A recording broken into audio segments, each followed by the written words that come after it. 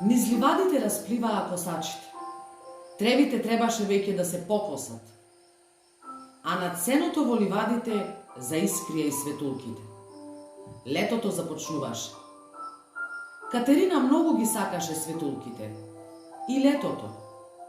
Таа знаеше дека со сеното од ливадите ќе долетаат и светулките и ќе светкаат под прозорец да и биде помирен сонот.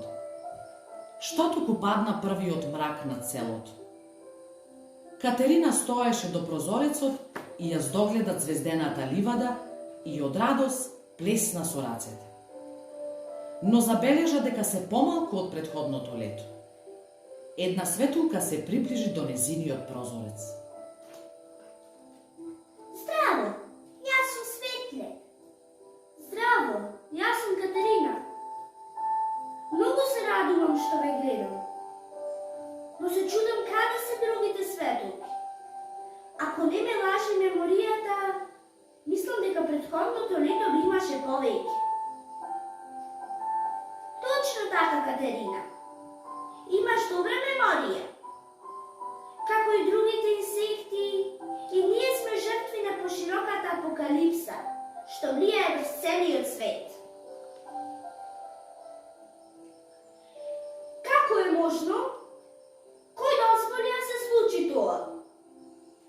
Летото не може да биде исто без ноќните звездени ливади.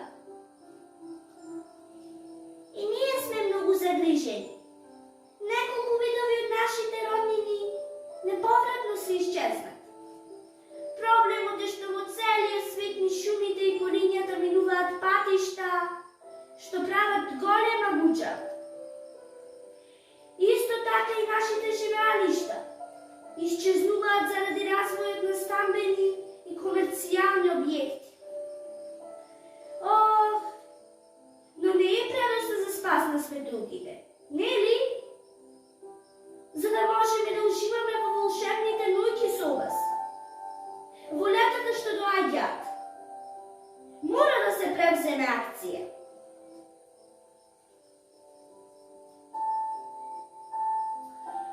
Само поединечно дејство нема да биде доволно за да се спречи апокалипсата на светулките. Но постојат чекори што може да се превземат. Наместо да се чистат трупците од дворот, треба да се остават да скапуваат.